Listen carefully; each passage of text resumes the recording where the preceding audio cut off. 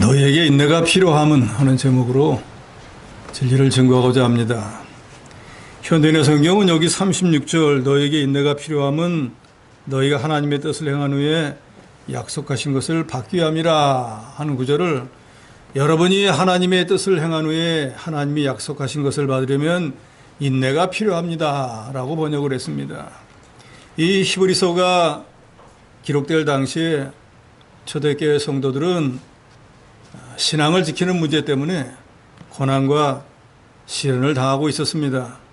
그래서 히브리서 기자는 지금 너희들에게 가장 필요한 것은 인내다. 인내가 있어야만 너희 신앙을 지킬 수 있고 너희 믿음을 지킬 수 있다라고 권면하고 있습니다. 지금 이 시대도 별반 다르지 않습니다. 말세 때가 다 되어서 믿음 지키기가 사실 쉽지 않은 때를 만났습니다. 그러나 우리의 신앙과 믿음을 지키려면 우리도 인내하는 것이 있어야 됩니다. 왜 우리에게 인내가 필요한가? 본문은 우리에게 두 가지로 교훈을 합니다. 첫째는 주께서 약속하신 것을 받기 위함이라 그랬습니다. 하나님의 뜻을 행했다고 할지라도 그 뜻대로 행한 뒤에 약속하신 것을 받으려면 주실 때까지 참고 기다리는 것이 필요합니다.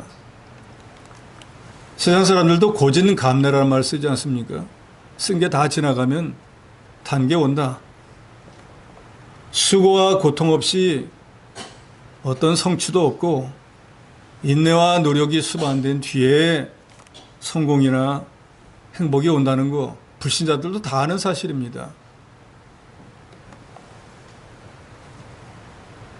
지금 있으나 이 히브리서 기자가 이 글을 쓸 때나 믿는 사람들은 신앙 문제로 인해서 핍박을 받았습니다. 지금 우리는 자유롭게 믿지만 그 시대에는 복음이 완전 전파된 때도 아니었기 때문에 로마 정부로부터 여러 가지 박해와 핍박을 받을 수밖에 없는 그런 형편에 놓였기 때문에 믿음 없는 자들은 이 세상의 유익을 지키기 위해서 배도 주님을 떠나기도 하고 신앙을 양보하기도 하고 여러 가지 사람들이 나타났습니다. 그런데 히브리서 기자는 그런 핍박과 환난 가운데서도 하나님이 약속하신 것을 받으려면 끝까지 견디는 것이 필요하다라는 것을 강조하고 있습니다. 그래서 어떤 외부적인 환경에서도 포기하지 않고 견디는 신앙이야말로 그 사람의 소유한 믿음이 참된 것이라는 것을 나타내는 증거가 될 것입니다. 어떤 면에서 보면 인내라는 건 믿음과도 정비례할 수 있습니다. 우리 구원받은 성도는 하나님의 뜻대로 사는 게 중요합니다. 과거에는 마귀 종살이 할 때는 내 뜻대로 내 생각대로 살아도 누가 뭐라 할 사람이 없었지만 이제는 예수 그리스도로 인해서 구원을 받았기 때문에 내 영혼도 내 육신도 내 것이 아닙니다. 그래서 이제는 하나님의 뜻대로 살아야 되는 의무와 책임이 저 여러분에게도 분명히 있습니다. 그런데 이 하나님의 뜻대로 살려면 무엇보다도 인내가 필요해요. 저도 부모이자 자녀였었는데 자녀 때 부모의 말을 100% 순종하는 사람이 누가 있습니까? 그런데 그거 부모 말 순종하려면 인내가 있어야 돼요. 참지 못하면 부모가 무슨 말을 해도 지키지 못합니다. 신앙생활도 별반 다르지 않습니다. 그래서 칼빈은 인내는 영혼을 지키는 파수꾼이다라는 말을 했습니다. 인내가 있어야지 자기 영혼, 자기 신앙을 지킬 수 있다. 그런 말이겠죠. 예수님께서도 누가복음 21장 19절에 보면 너희의 인내로 너희 영혼을 얻으리라 하고 말씀했습니다. 우리가 끝까지 참고 인내해야지 신앙의 절개를 지킬 수도 있고 온전한 구원에도 이를 수 있다는 것을 말합니다. 즉 눈앞에 육체적인 어떤 환경적인 위협에 굴복하지 않고 인내로 하나님을 향한 자기의 순전을 끝까지 지키는 것, 그게 바로 참된 인내이고 그럴 때 하나님이 약속하신 것을 받을 수 있다는 것입니다. 믿는 사람들은 믿는 일 때문에 이 세상에서 환난을 당하게 되어 있습니다. 예수 믿지 않으면 당하죠. 환난을. 예수 믿기 때문에 당하게 된다는 말입니다. 그래서 디모데후서 3장 12절에 보면 그리스도 예수 안에서 경건하게 살고자 하는 자는 박해를 받는다 그랬습니다. 이 말은 그리스도 안에 살아도 경건하게 살지 않는 사람은 박해 없습니다. 그러잖아요. 예수 믿고 교회 직분이 있어도 불신자처럼 살아보세요. 그건 환난 없습니다. 제가 가끔 말씀드리잖아요. 교회 생활에서 아무 시험이나 환난이 없으려면 예배 시작하고 5분 뒤에 오세요. 그리고 예배 끝나기 5분 전에 가세요. 그러면 아무 시험 환난 없습니다. 예배는 참석했으니까 마음으로 나는 오늘 예배 참석했다. 안정이 되겠죠. 사도행전 14장 22절에 사도 바울은 말합니다. 우리가 하나님의 나라에 들어가려면 많은 환난을 겪어야 한다. 그러나 안타까운 일은 이 신약시대의 성도들이 이 말을 믿으려고 하지도 않고 믿지도 않고 믿고 싶어 하지도 않는다는 거예요. 내가 예수 믿고 난 뒤로 모든 고난 시련은 다 내게서 떠나고 내게는 복된 일만 올 것이라고 착각하는 것이 문제입니다. 우리가 예수 그리스도로 인해서 구원을 받았으면 또한 그를 위해서 고난도 받아야 됩니다. 또 하늘나라에 들어가려면 많은 환난을 겪어야 돼요. 그렇지 않습니까? 천국이 어느 곳이에요? 믿지 않는 사람들은 다 지옥으로 가는데 저와 여러분만 특별히 하나님이 택해서 그런 사람들이 갈 수 없는 천국으로 갈 수 있도록 했지 않습니까? 그러면 최소한 그 나라에 살기에 합당한 실력과 자격을 갖춰야 되지 않겠어요? 세상에서도 상류층이 하는 어떤 클럽 같은 데 가보면은 이 입장할 때 이 넥타이나 이 수트를 갈아입지 않은 사람은 들어가지도 못해요. 우리 천국도 마찬가지잖아요. 예수를 믿음으로 믿음의 옷을 입었으니까 들어가는 거지. 믿지 않은 사람은 거기 들어가지 못합니다.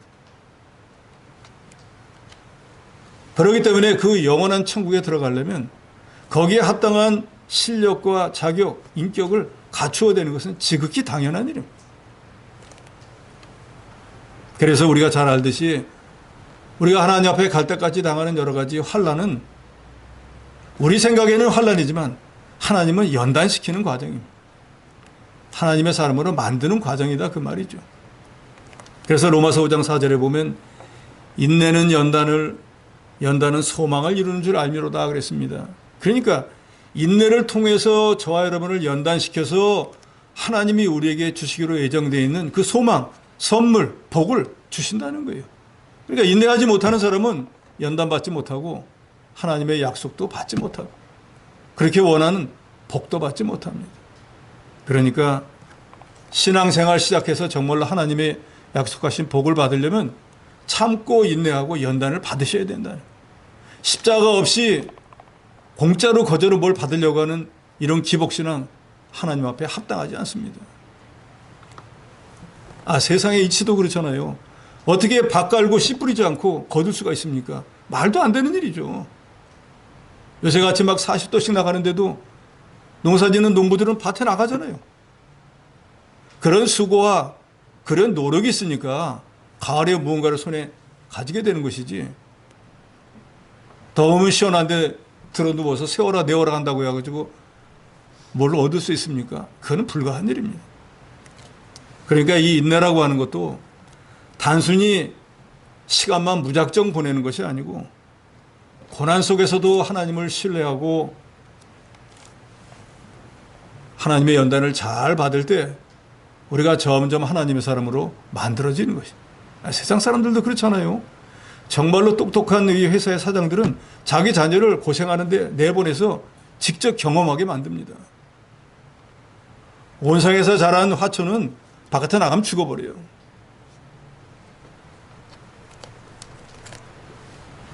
그러니까 이 인내는 우리 성도 내면에 있는 여러 가지 불순물을 제거하는 재련의 과정과도 같습니다.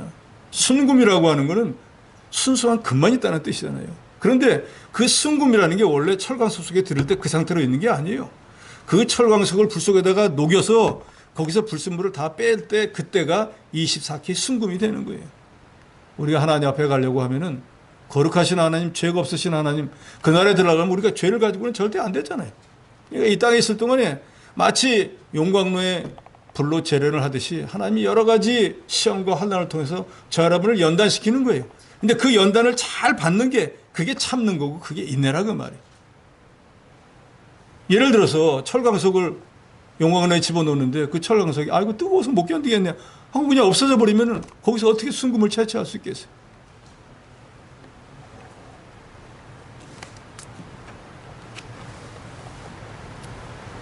환란이 있고 시험이 있고 여러 가지 핍박과 고통이 있을 때에도 하나님이 나를 버린 것이 아니고 나를 연단하신 것이고 어떤 경우에도 하나님은 나를 버리거나 떠나지 아니하시고 분명히 이 시련을 통해서 더 좋은 믿음의 사람으로 만들 거라는 욥과 같이 인내하는 믿음을 가져야 할 것입니다. 그런 것이 없이는 하나님이 예비하신 어떤 복도 받을 수 없기 때문입니다. 그래서 야고보서 1장 3절로 4절에 보면 이는 너희 믿음의 시련이 인내를 만들어내는 줄 너희가 알미라. 인내를 온전히 이루라. 이는 너희를 온전하고 구비하여 조금도 부족함이 없게 하려 함이라 그랬습니다. 그러니까 인내는 가만히 있는다고 해서 아니면 내가 좀 인내해야지 하고 마음을 먹는다고 해서 생겨지는 게 아니라는 거예요.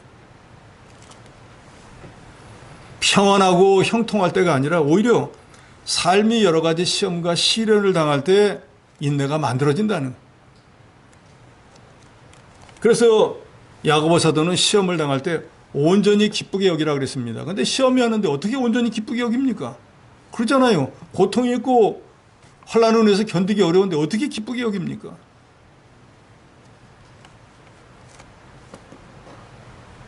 왜 하나님이 내게 이런 시련과 고통을 주는가를 아는 사람은 그 시험과 환난이 있다고 할지라도 그 주신 목적을 알기 때문에 기쁨으로 그 시험을 이길 수 있는 것입니다. 많은 성도들이 여기까지 이르지를 못하는 거예요. 내가 예수 믿는데 왜 하나님 이런 시험을 줍니까? 내가 교회 봉사도 하고 11조도 하고 여러 가지 하는데 왜 어려움을 줍니까? 다 이렇게 생각하는 거예요.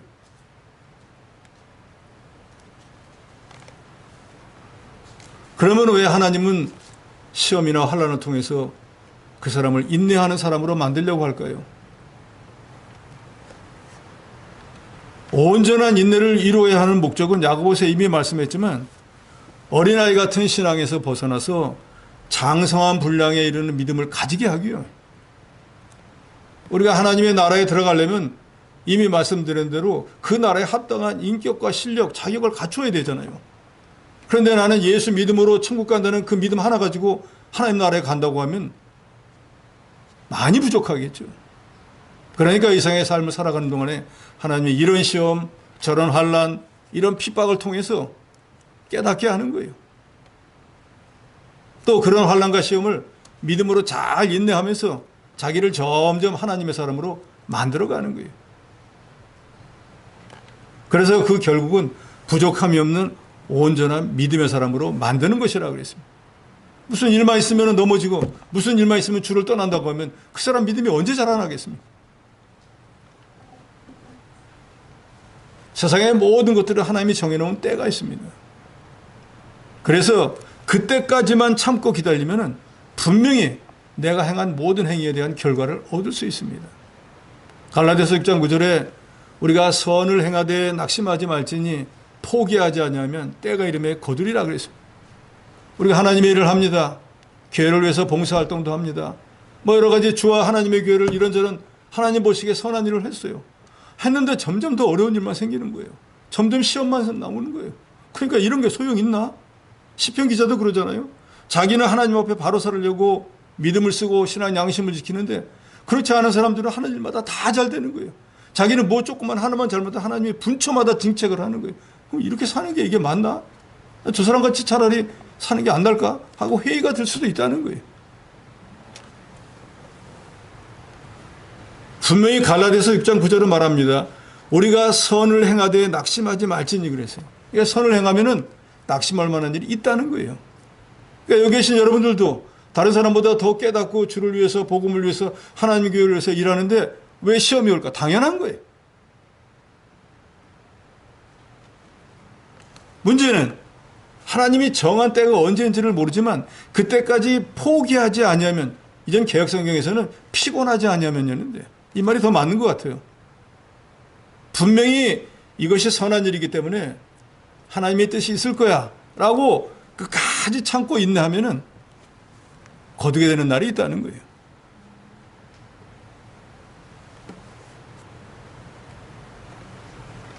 농사 짓는 사람은 그렇지 않습니까? 올해 양식을 심기 위해서 작년 가을에 밭을 가는 거지 올해 여름에 밭을 가는 게 아닙니다. 미리 갈아놔야 되는 거예요. 귀찮아서 날도 추운데 내년에 하지 뭐 하고 그해 가을에 밭 갈아놓지 않고 그 다음에 한다고 하면 그 사람이 심은 것은 제대로 될 가능성이 별로 없어요. 모든 것이 정한 때가 다 있습니다. 씨를 뿌리고도 결실할 때까지 기다려야 하지. 씨 심어놓고 얼마 지났는데 싹 안 난다고 밭을 다 엎어버리고 거기다 또 새로운 씨를 심고 조금 기다리다 안 하면 또 엎어버리고 뭐 1년 내내 해봤자 아무것도 거두지 못.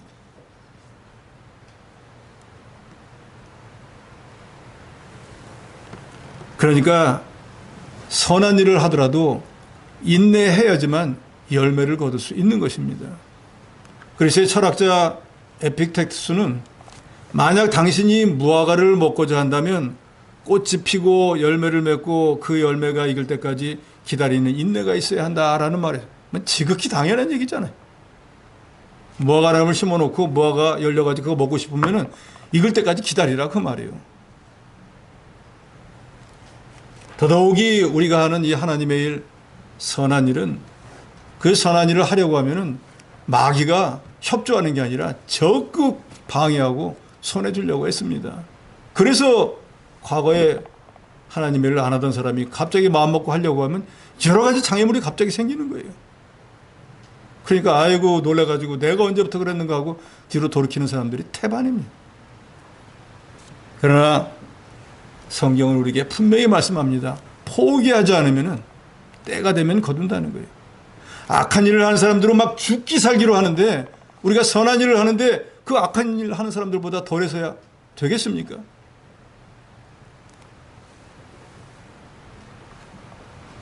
신앙의 선진들도 자기들에게 주어진 여러 가지 십자가가 있었지만 합력해서 선을 이루는 하나님의 주권적 섭리를 믿고 믿음으로 인내해서 그 사람들에게 하나님이 주시기로 예비되어 있던 복을 다 받았습니다. 이 히브리서에는 특별히 신앙의 선진들에 대한 기록이 다 있습니다. 아브라함은 75세에 자손에 대한 약속을 받았지만 100살이 될 때까지 25년이라고 하는 세월에는 아무런 변화가 없었습니다. 그리고 나이는 점점 먹어서 이제 100살이 다 돼가는데 100살 노인이 어떻게 자식을 낳겠어요? 도저히 가능성이 점점 희박해져 버렸어요. 자기 몸도 죽은 것 같이 되었고 자기 안에 사라의 태도 막혔기 때문에 인간적인 생각으로는 도저히 자식을 얻을 수 없는 그런 형편에 있었지만 성경은 말합니다. 이 아브라함의 믿음이 약해지지 않았다. 그리고 마침내 25년을 기다렸더니 100세 되는 해에 아들을 얻었습니다. 그래서 하나님의 약속이 실제로 성취되는 소망을 이루는 경험을 했습니다. 그래서 히브리서 기자는 그 사건을 두고 그가 이같이 오래 참아 약속을 받았다라고 히브리서 6장 15절에 기록하고 있습니다. 아브라함이 25년을 굳게 참았기 때문에 이삭을 얻을 수 있었다는 거예요. 그런데 그 사람이 뭘 가지고 참았습니까? 하나님의 말씀을 붙잡고 참았어요. 내 후손을 하늘의 별과 같이 바닷가의 모래와 같이 많이 되게 해주시겠다 하는 약속의 말씀을 믿고 25년을 기다렸더니 과연 그 말씀이 그대로 성취되었습니다. 다윗은 소년 시절에 선지자 사무엘을 통해서 기름 부음을 받았습니다. 그때 나이가 15인지 17인지 정확하지는 않습니다. 학자들마다 15세에서 17세경일 것으로 추정을 합니다. 그런데 정작 기름 부음을 받고 난 뒤에 다윗에게는 무슨 일이 일어났습니까? 자기의 장인이 되고 이스라엘의 왕이 되는 사울로부터 끊임없이 죽음의 위협에 처해야만 했습니다. 그래서 그 위기를 피하다 이제는 이스라엘 땅을 떠나서 블레셋까지 망명하는 시세까지 돼버렸습니다. 그런데 그 와중에 사울을 죽일 수 있는 두 번의 절호의 기회가 있었지만 다윗은 사울을 죽이지 않았습니다. 하나님의 절대 주권을 믿고 인내하고 참고 기다렸습니다. 그랬더니 다윗의 나이 30세 때 유다 지파만의 왕이 되었다 그랬습니다. 그럼 15살에 기름 부음을 받았다 그러면 15년일 것이고, 한 17세에 받았다고 하면은 13년을 인고의 생활을 인내로 참고 기다리니까 결국 하나님이 약속하신 대로 유다 한 지파만의 왕이 되었어요. 그리고 유다 지파만의 왕이 되었을 때 나머지 10지파들은 사울의 아들 하나를 데리고 나라를 세우려고 했지만 그 아들이 2년 만에 죽어버리고 말았어요. 그러면 즉시로 다윗에게 몰려와서 통일왕국의 왕이 되어달라고 하는데 그 사람들이 그 왕이 죽고 난 뒤로도 5년 동안 오지 않았습니다. 그런데 다윗은 그 당시 만약에 자기가 유다 군대를 다 몰고 10지파와 싸우면 승리할 수 있었습니다. 그럼에도 불구하고 다윗은 인내하고 기다렸습니다. 7년 반이 지나고 난 37세 때 이스라엘 모든 장로들이 다 와서 자기들의 왕이 되어달라고 부탁함으로 그때 37세 때 15세 아니면 17세 때 기름 부음 받았던 그것이 그대로 실현이 되었습니다. 그런다고 하면은 15세 때부터라고 하면은 37세니까 몇 년입니까? 신앙의 모든 선진들이 거의 수십 년 동안 인내함으로 그 인내의 끝에 하나님이 약속하신 그 선물, 복을 받았다는 것을 성경은 분명히 우리에게 증거하고 있습니다. 그래서 다윗은 자기가 겪었던 그 긴 인내의 시간에 대해서 시편 40편 1절에 이렇게 말합니다. 내가 여호와를 기다리고 기다렸더니 귀를 기울이사 나의 부르짖음을 들으셨도다. 수십 년간의 사울로 인한 죽음의 위협, 여러 환난 가운데 그저 하나님의 약속을 믿고 어려운 일이 있을 때는 하나님 앞에 기도하고 인내로 참았더니 하나님께서 그의 기도를 들으시고 마침내 약속하신 복을 그에게 주셨다는 것입니다. 그러니까 이 인내는 서두에도 말씀드린 대로 우리 신앙의 가장 중요한 요소 중에 하나입니다. 참아야 하나님 말씀을 순종할 수 있고 참아야지 신앙에 다른 박질할 수도 있고 참아야지 자기의 구원도 이루어 나갑니다. 그러니까 참지 못하면 신앙의 어떤 열매도 맺지 못합니다. 저도 지방의 어느 교회 심호할 때 교회 안에 조금 어떤 집사님이 분란을 일으켜가지고 뭐 어떻게 한다는 흉흉한 소문이 나더라고요. 그때 어느 집사님이 전화가 온 거예요. 이번 주일날 무슨 일이 일어날지도 모르는데 어떡합니까? 일어나면 어떡합니까? 하나님 뜻이면 일어나죠. 그래서 그 주일에 참기 어려운 일이 정말로 일어났습니다. 그런데 에라 나 오늘부터 이제 목사 안 할 거야 하고 그 사람과 멱살을 붙잡고 싸워야 되겠습니까? 참았죠. 그러니까 그 전했던 집사님이 나중에 물어보더라고요. 어떻게 참으셨어요? 그냥 참았어요. 하나님의 주권을 믿고 참으면 되는 거예요. 그랬더니 스스로 하나님이 그 사람은 다 정리해버립니다. 인간의 생각으로 참을 수 없는 거 하나님을 생각하면 참을 수 있습니다. 우리 앞에 간 신앙의 모든 선진들이 다 그렇게 했습니다. 여러분들도 신앙생활 하다가 이거 더 이상 못하겠는데 라고 할 때 하나님을 생각하세요. 욥이라고 하는 사람은 우리보다 뭐 엄청나게 뛰어난 사람이 아닙니다. 우리하고 똑같이 새끼 밥 먹고 똑같아요. 그런데 그 사람은 깨달은 게 조금 다르죠. 지금 환난을 당하고 어려움이 있지만 내가 내 앞날에 어떻게 일어날지, 내가 죽을지 일로 인해서 어떻게 될지 나는 모르겠지만 그러나 그 사람은 깨달은 게 한 가지 있어요. 내가 지금 이 시험과 이 환난을 만약에 통과한다면은 지금보다는 더 좋은 믿음으로 내가 변화할 거다. 그러니까 어떻게든지 참아봐야지 하는 믿음을 가지고 하나님의 주권을 믿고 참았습니다. 그랬더니 그 사람은 어떻게 됐습니까? 자기를 막 잘못했다고 핍박하던 자기 친구들이 오히려 예물을 바치게 하고 그 잘 참은 인내의 대가로 모년의 갑절의 복을 받았다 그랬습니다. 그러니까 결과적으로 따져보면은 욥에게 하나님이 그 시험을 주신 목적은 뭘까요? 자식을 한 건에 다 잃어버려, 재산 다 잃어버려, 몸에 병 들었어. 그러면은 마귀가 얘기하기를 이 사람 믿음 배반할 거예요. 하나님 떠날 거예요. 했는데 안 떠났어요. 그래서 그 하나님께 대한 순전을 온전히 지킨 그 믿음, 인내로 지킨 그 믿음을 보고 하나님은 갑절의 복을 주신 거예요. 우리에게 인내가 필요함은 하나님이 약속하신 것을 받기 위함이라는 거 여러분 분명히 믿으시기 바랍니다. 두 번째로 우리가 왜 참아야 합니까?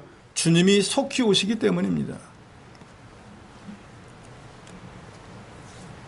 37절에 잠시 잠깐 오면 오실 리가 오시리니 지체하지 아니하리라 그랬습니다.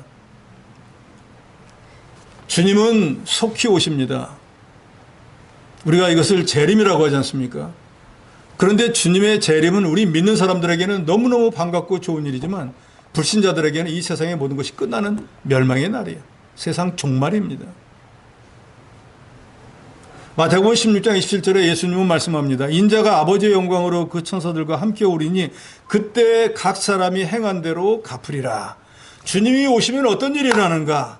우리 믿는 성도에게 우리가 어떻게 주와 복음과 하나님의 교회를 위해서 일하는가에 대해서 다 일일이 회개하시고 그거에 대해서 갚아주신다는 거예요. 그러니까 주님이 오시면은 주님 앞에서 우리가 주를 위해서 복음을 위해서 뭔가를 한가를 다 주님의 심판을 받아야 되는데 인내하지 못하면 아무것도 이룬 것이 없어서 주님 앞에 뭘 내놓겠습니까? 종말은 두 가지잖아요. 정말로 주님이 오셔서 이 세상이 종말이 되는 거 있지만 주님 오시기 전에 우리가 이 세상을 떠나는 육신의 종말도 있습니다. 그런데 결과는 똑같아요.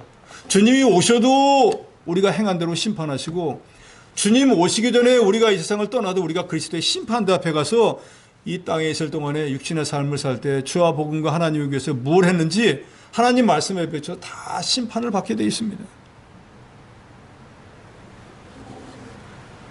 갚으신다라고 하는 말은 구원받은 성도가 이 땅에서 살면서 어떻게 하나님의 말씀대로 자기를 만들었는가, 선한 일을 했는가에 대한 것을 평가하시고 이 정도면은 잘했다라고 해서 상 주시는 것이 갚으신다는 거예요. 또 다른 의미로는 분명히 내가 이렇게 오랜 세월 여러 가지 은사를 주었는데도 불구하고 그것을 가지고 주와 복음과 하나님의 교회를 사용한 것이 없는 사람은 하나님이 다른 면으로 갚아주신다는 거예요. 그래서 요한계시록 22장 12절에도 보면 보라 내가 속히 오리니 내가 줄 상이 내게 있어 각 사람에게 일한 대로 갚아줄 것이라 그랬습니다. 여러분은 어떻게 생각할지 모르지만 저는 이 말씀을 늘 가슴에 새기고 삽니다. 그래서 주님 앞에 섰을 때 상 받는 거는 차치하고라도 최소한 책망을 받지 말아야지. 그런 믿음으로 살고 있어요. 최소한 주님으로부터 책망받지 않으려면 한 달란트 받은 자 같이 돼서는 안 됩니다. 5달란트 받은 자처럼 되면 제일 좋겠지만 최소한도 2달란트 받은 사람처럼은 해야 됩니다. 그러려면은 인내하고 자기 믿음을 지켜야 됩니다. 그저 예수 그리스도 하나 믿고 천국 가는 그거 가지고 하나님 앞에 가면은 하나님의 책망 받으실 겁니다. 뭐 천국에 가서 상을 받든지 안 받든지 그게 무슨 상관이냐. 제가 거듭거듭 말씀드리지만 만약 그런 배짱과 그런 마음이라고 하면 자녀들에게 공부시키지 마세요. 세상에서 잘 되면 뭐해? 거지도 밥 먹고 부자도 밥 먹기 똑같지. 그렇지 않아요? 자기 차 안 타면 버스 타고 다니면 되지. 그럼 머리 써가면서 공부하라고 할 필요가 뭐가 있습니까? 대충 살아라. 우리는 어차피 죽으면 천국 가. 그럼 되잖아요. 왜 이 세상을 살면서 악착같이 남들보다 자살을 하고 출세하라고 합니까? 그렇지 못하면 어려움에 당하고 사람들에게 손가락질 당하니까요. 그런데 왜 천국에 가서는 큰 자가 될 생각 안 합니까? 왜 책망을 받는 걸 부끄러워하지 않습니까? 왜 영혼만 딸랑 구원받는 것이 얼마나 하나님 앞에 부끄러운 일인지를 생각하지 않습니까? 주님은 내가 속히 오리라 그랬습니다. 우리 살아서 주님 오실지도 몰라요. 그런데 문제는 뭐예요? 주님이 속히 오시는데 준비가 안 되면 그게 문제인 거예요.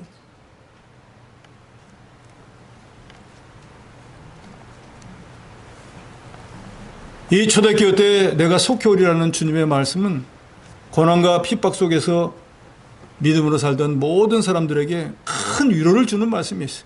지금 내가 아무리 환난을 당해도 아무리 큰 시험을 당해도 주님이 오시면 내가 한 행위에 대해서 다 갚아주실 거야 하는 소망이 있으니까 믿음으로 그걸 잘 참을 수 있었습니다. 그에게 많은 믿음의 선지들 가운데 스가랴, 나봇, 예레미야 선지자는 돌에 맞아 순교했습니다. 이사야 선지자는 정확하지는 않지만 톱으로 켜서 죽임을 당했다. 제사장 아히멜렉은 사울의 칼에 죽었습니다. 그 외에도 셀 수 없이 수많은 성도들이 자기 신앙을 지키기 위해서 재산을 빼앗기기도 하고 직장을 박탈당하기도 하고 온갖 핍박을 당했지만 그 사람들은 끝까지 자기 신앙을 지켰습니다. 왜 그랬습니까? 일한 대로 갚아주는 주님의 상을 바라보았기 때문이에요. 이 시대에 저와 여러분도 별반 다르지 않습니다. 누가 뭐라고 한데서 내 믿음의 행위를 중단하지 마세요. 네가 뭐 언제부터 선한 일을 했냐? 그동안에 못했기 때문에 지금부터 해야 됩니다. 고린도후서 5장 10절에 분명히 말하죠. 이는 우리가 다 반드시 그리스도의 심판대 앞에 드러나 각각 선악간에 그 몸으로 행한 것을 따라 받으려 함이라. 저도 여러분도 이 세상을 떠나면 그리스도의 심판대 앞에 다 갑니다.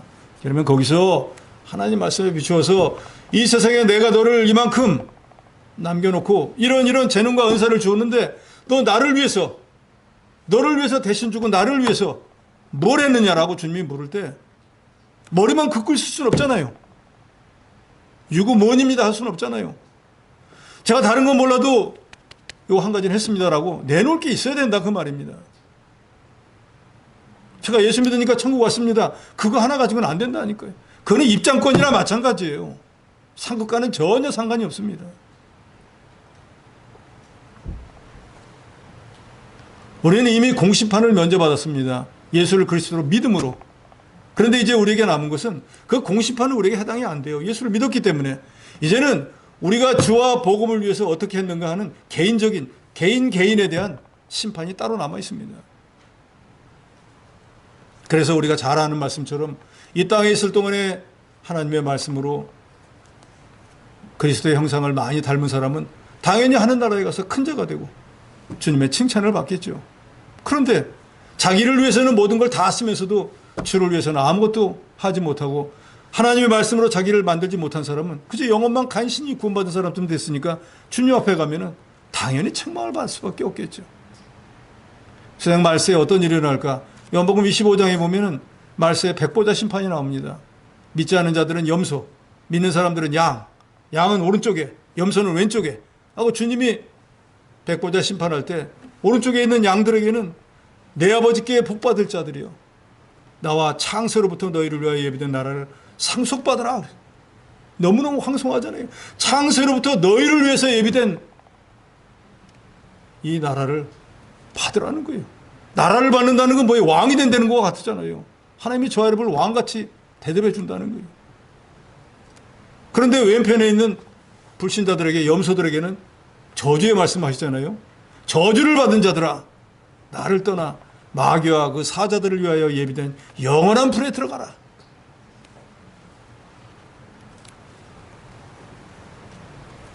(38절에) 나의 의인은 믿음으로 말미암아 살리라. 또한 뒤로 물러가면 내 마음이 그를 기뻐하지 아니하리라. 뜬금없이 갑자기 왜 의인을 말할까? 예수를 구주로 믿고 구원 얻은 모든 성도들은 그 순간 주님이 과거, 현재, 미래의 모든 죄를 사해 주심으로 죄인 된 자리에서 이제 죄가 없는 의인으로 인정해 줍니다. 그래서 우리는 그걸 칭의라고 하잖아요. 그래서 그 칭의를 받는 순간에 죽었던 영혼이 다시 살아나고 하나님의 자녀가 되는 권세를 받습니다. 그러니까 이제 모든 성도들은 누구라 할 것 없이 죄의 사함을 받은 의인이 되었어요. 그러니까 의인은 어떤 삶을 살아야 되는가? 거기 말씀하죠.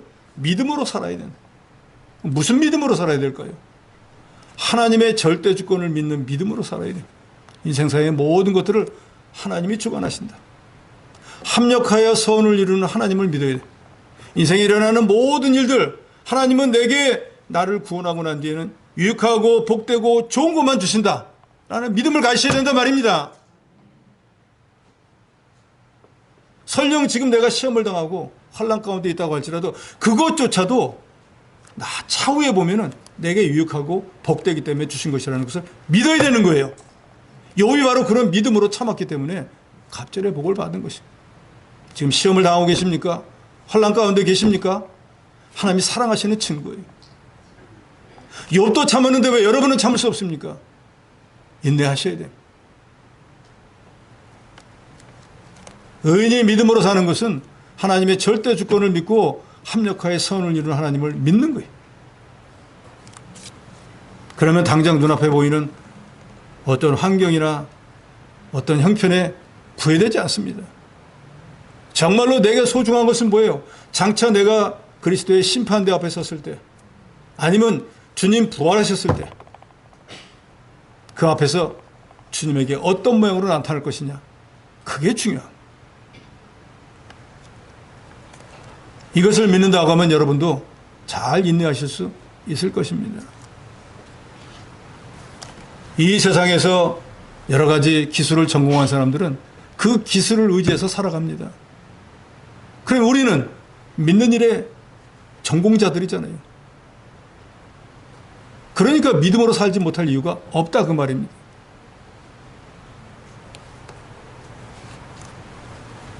그럼에도 불구하고 실제로는 여러 가지 환경에 처해서 믿음에서 뒷걸음치는 경우가 많습니다. 문제는 뒤로 물러가면 하나님이 기뻐하지 않는다 그랬습니다. 예수께서도 이미 말씀하셨지 않습니까? 마치 농사지는 농부와 같아서 쟁기를 잡은 사람은 앞만 보고 쟁기를 붙잡고 밭을 갈아야지, 혹시 뒤에 뭔 일이 나고 돌아보면 그 일이 그르치게 된다 그랬어요. 그러면 왜 뒤를 돌아볼까요? 세상에 대한 여러 가지 룻의 아내와 같은 그런 마음 때문이겠죠. 이제 우리는 세상에 대한 걸 좀 내려놓고 우리 영원한 본향인 천국에 대한 소망을 가지고 속히 오실 주님 앞에 부끄러움 당하지 않도록 준비해야 됩니다. 그러려면은 여러 가지 육신의 우리를 미혹하는 것을 인내해야지만 거기에 따라가지 않을 수 있는 것입니다. 여기 39절에 보면 뒤로 물러가는 것은 멸망한다 그랬습니다. 그러니까 저와 여러분이 예수 믿고 난 뒤로 신앙생활 하다가 뭐가 마음에 안 든다, 뭐 때문에 시험이 들었다 하면서 뒤로 돌아가면 그것은 곧 멸망이라는 거예요. 잠언 1장 32절에도 어리석은 자의 퇴보는 자기를 죽이며 미련한 자의 안일은 자기를 멸망시킨다 그랬습니다. 그러니까 신앙생활이라고 하는 것은 예수를 구주로 믿고 난 뒤에는 브레이크가 없어요. 주님을 향해서 오직 다른 박질할 것뿐이지 뒤로 못 간다 그 말입니다. 그런데 실제는 뒤로 가는 사람들이 얼마나 많아요. 자기가 뒤로 가지 못하는 존재인데 뒤로 가는 거예요. 그러니까 너무너무 힘들죠. 그러니까 기왕에 주님을 향해서 다른 박질하는 게 오히려 더 편합니다. 그래서 바울은 빌립보서 3장 14절에 보면 표대가 되는 예수 그리스도와 위에서 향해서 위에서 부르신 상을 위해서 다른 박질한다 그랬어요.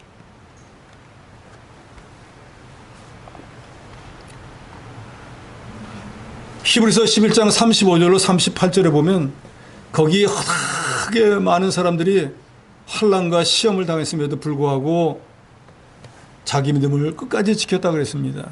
그래서 35절에 보면 하찮게 여기는 그 당시에 여자들은 자기의 죽은 자들을 부활로 받아들이기도 하며 또 어떤 이들은 더 좋은 부활을 얻고자 하되 심한 고문을 받되 구차히 풀려나기를 원하지 아니하였다 그랬습니다. 제가 잘못했습니다. 예수 저 안 믿을게요. 제가 억지로 예수 믿었어요. 하고 예수를 부인하면은 고난을 하나도 안 당할 건데 그 사람들이 그걸 부인하지 않고 끝까지 믿음의 입장에서는 참으면서 세상이 주는 고난을 당했다는 거예요. 근데 왜 그랬습니까? 더 좋은 부활을 바랐다는 거예요. 부활했을 때 하나님의 영광을 바라보고 지금 육신의 고난을 인내했다는 것입니다.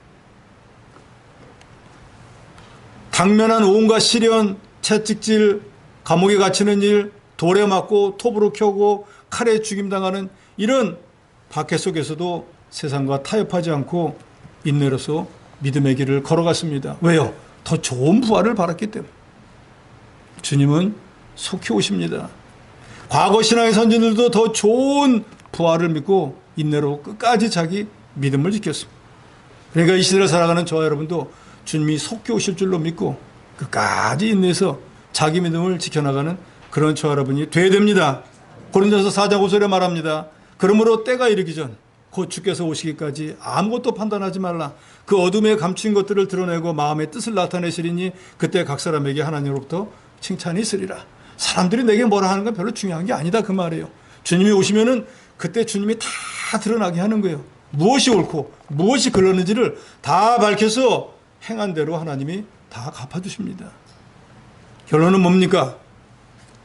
우리가 끝까지 인내해야 되는 이유는 주께서 약속하신 것을 받기 위함입니다.